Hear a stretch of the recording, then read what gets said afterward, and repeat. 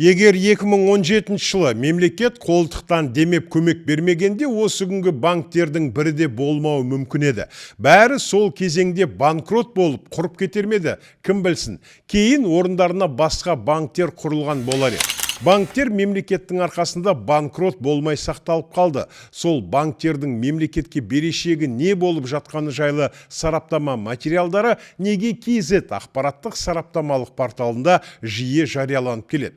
Сен қозғалып, банктердің кейбірі мемлекетке қарызын қайтара бастапты. Биылғы жылдың басында президент банктерге қарыздарыңды мерзімін күтпей қайтара беріңдер деп ескерткен болатын. Кеш жарық ағайын, бұл неге ақша бағдарламасы?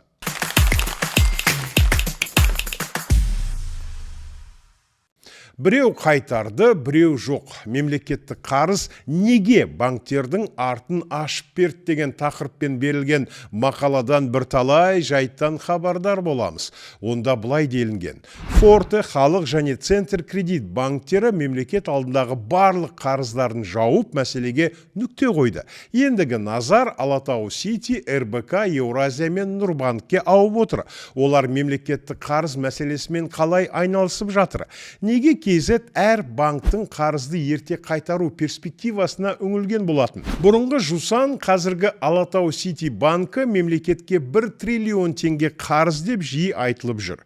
Соңғы біздің есебімізде қарызы 860 миллиард теңге болған. Осыған дейін Жусан өз үшін проценті тым жоғары болған Самұрық қазына қорының 100 миллиард теңге қарызын мерзімінен бұрын қайтарып берді. Ал қалған 860 миллиард теңгені қайтару мерзімі 2040-2045 жылдар аралығына дейін созылған және пайыздық шарты 0,1%. Банк үшін бұл қарызды ерте қайтармай өз графигімен төлеген тиімді болып тұр, бірақ онда акционерлері жарытып дивиденд ала алмайды. 2024 жылдың 179 миллиард теңгелік табысын қоса есептегенде, банк бірнеше жыл дивиденд төлемей 794 миллиард теңге үлестірілмеген кірісті қордалап үлгерді. Бірақ 2025 жыл аяқталғаннан кейін Алатау Сити банкінің жаңа қожайыны Вячеслав Ким дивиденд алғысы келетінін болжап отырмыз. Ол үшін Вячеслав Ким шамамен 160 миллиард теңге қарызды мерзімінен бұрын қайтаруы мүмкін. Бірақ тіпті сонда да Алатау Сити банк мемлекет алдындағы қарызы бәрінен көп қаржы институты болып қала береді. Тағы бір Ким, қазақмыстық Владимир Кимге тиесілі РБК банкі 2017 жыл мемлекеттен 243,7 миллиард теңге көмек алған еді. Акционерлері дивиденд алу үшін жыл сайын осы қарызды жырымдап болса да мерзімінен бұрын қайтарып келеді. Бүгінгі күнге дейін РБК банкі 47,9 миллиард теңгені мерзімінен бұрын өтеді. Енді мемлекетке 195,8 миллиард теңге қарыз. Еуразиялық банкте қаржылық сектордың тұрақтылығын арттыру бағдарламасы аясында 2017 жылы мемлекеттен 150 миллиард теңге қолдау тартқан болатын.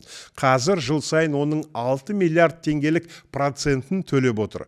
Кестеге сай банк негізгі қарызын 150 миллиард теңгені 2032 жылы бір төлеммен қайтару қажет. 8 жыл ішінде Еуразиялық банк мемлекетке сыйақы ретінде 48 миллиард теңге төлеген. 2032 жылға дейін тағы 42 миллиард теңге береді және сол жылы 150 миллиард теңгені толық аударады. Сонда 15 жылда 150 миллиард теңгені 240 миллиард теңге қылып қайтарып беру қажет. Еуразиялық банк акционерлері қазір бір-бірімен қырылысып, соттасып жатыр. Сондықтан қандай да бір ортақ шешімге келулері қиын.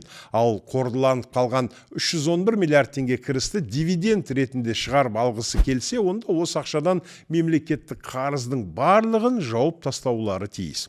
Қарызы ең аз банк Нұрбанк. Ол 2017 жылы мемлекеттен 47 миллиард теңге қолдау алып, өзін құтқарған еді.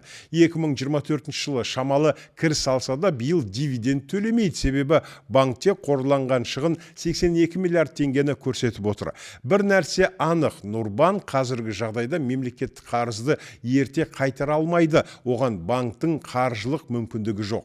Осы жылдың басында президент Қасым-Жомарт Тоқаев банк акционерлері қарызды мерзімінен бұрын қайтарсын деп талап қойған еді. Ұлттық банк төрағасы да бұл бағытта бірнеше келіссөз жүргізіп үлгерді.